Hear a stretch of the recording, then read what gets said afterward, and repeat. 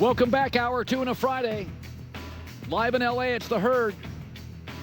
Wherever you may be and however you may be listening, thanks for making us part of your day. Jordan Schultz is joining me. J-Mac back next week. He's somewhere abroad. No idea where. I can't keep up. Travels the globe.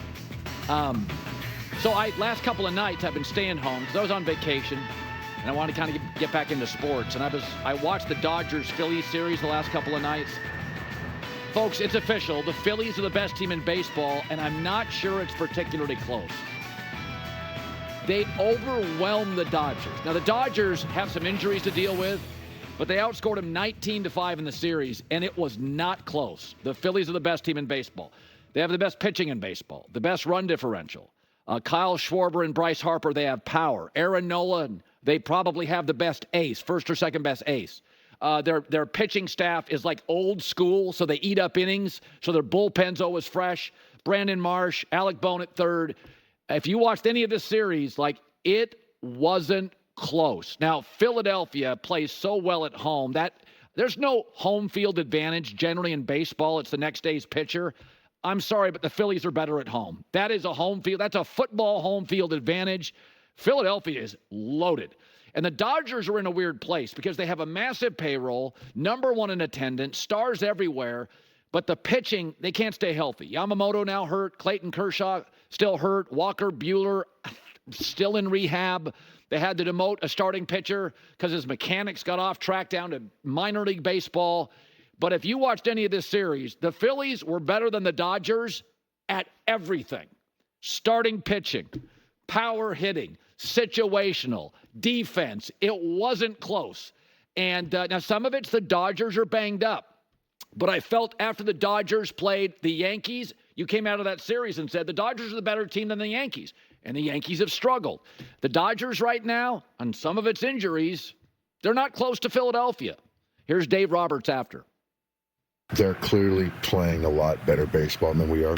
They're clearly a better team than we are right now. We really didn't do much well this series. Starting pitching, defense. We had a mistake tonight on the bases. Like I always say, no one's going to feel sorry for you. You got to play better. Yeah, and Philadelphia is a great watch. It feels a little bit like old Yankee Stadium where you literally felt in later innings the crowd played a part in it. We see that in football all the time, especially college football.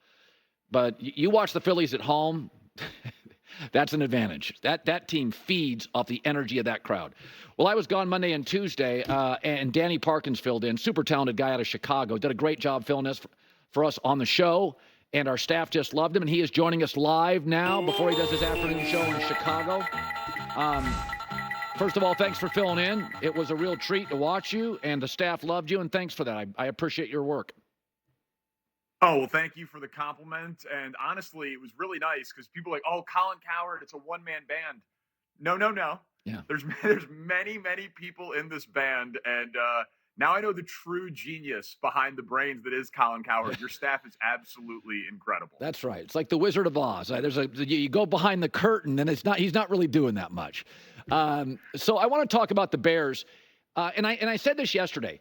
When Justin Fields went for just a 6th-round pick, it's actually good news for the Bears because NFL personnel people are telling you, the gap between Caleb and Justin is the Grand Canyon, and you still won 7 games with that quarterback. So in a weird way, going for a 6th-round pick, to me, I felt like, oh, this team's ready to win now. And I don't want to get too hyperbolic on it, because it's the Bears, and they, culturally they're always off.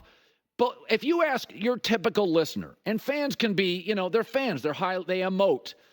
But I don't think it's crazy to say, yeah, this can be a playoff team. Does that seem too much too soon? Not at all. We saw C.J. Stroud win a playoff game last year.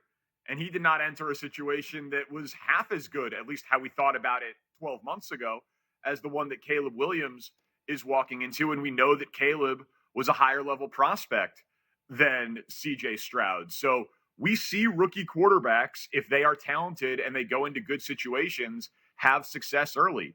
Justin Herbert, he had 31 touchdowns and 10 interceptions as a rookie. I don't know why Caleb Williams couldn't be the first Bears quarterback ever to throw for 30 touchdowns or the first Bears quarterback ever to throw for 4,000 yards as a rookie. And if they won 7 games without him, the expectation is certainly to win more than 7 games with him, because it's not just him that they added. They should have upgraded at play caller. They certainly upgraded at wide receiver 2 with Keenan Allen. They certainly upgraded at wide receiver 3 with Roma Dunze. They upgraded with DeAndre Swift. Like, this offense should have gotten a lot better this offseason. So we were talking earlier, we got into a debate on Dak Prescott, and I've always said if you look at the numbers, basically he's Kirk Cousins with a star on his helmet, that he's a bigger brand, but Kirk, whenever you pay Kirk, it's what are you doing? And if you don't pay Dak, it's what are you doing? And the truth is their numbers are virtually the same. Kirk throws a better, more accurate ball. Dak's the better athlete. But they're kind of B-plus guys who have made A, money. And I believe there is a truth serum in the NFL. You can win a Super Bowl on a rookie quarterback contract or having an all-time great making money. You cannot be a Super Bowl team with a B-plus quarterback making A-plus money.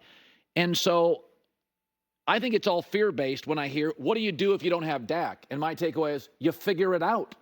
I mean, the Niners whiffed on Trey Lance and went and got Brock Purdy. You figure it out. What do you do with Dak if you ran the Cowboys? You pay him, and you can accuse me of being fear-based, Colin, but they don't have Kyle Shanahan. They have Mike McCarthy. Mike McCarthy only wins playoff games if he has Aaron Rodgers. So I don't think that you can say, well, they'll just figure it out. I have no faith in their ability to figure it out.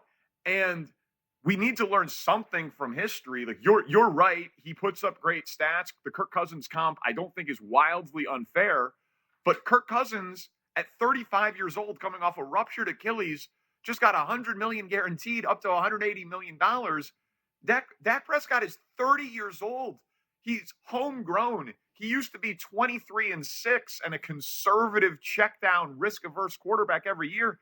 This past year, they led the league in points. He led the league in passing touchdowns. He's 30 years old. He's coming off the best season of his career. He's the runner-up for MVP. I think it's totally reasonable to think that he's got a ceiling that is higher than Kirk Cousins. We just saw it this past year, at least in terms of how he finished relative to the league, winning 12 games, 3 straight years.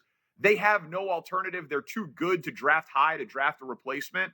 I understand that he'll be 10% overpaid, but the Falcons said, we can't do it with Desmond Ridder anymore. We've got to get competency at that position.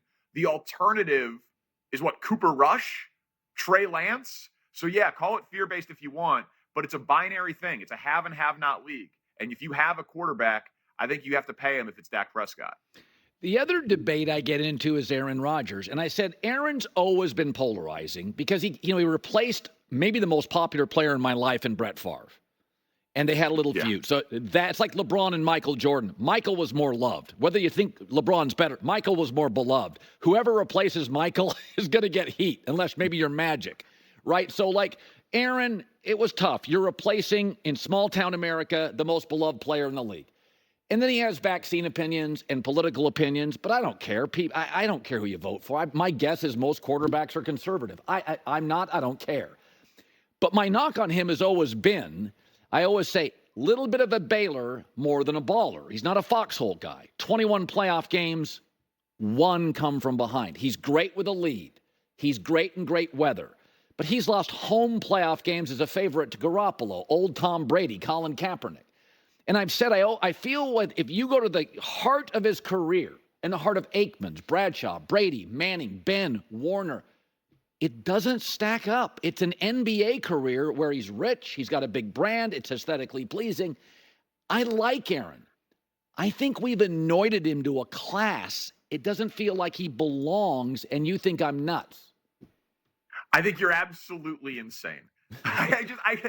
There is some level of eye test that we have to apply to this sort of thing because it is, it's the ultimate team game. One player cannot just win you a Super Bowl.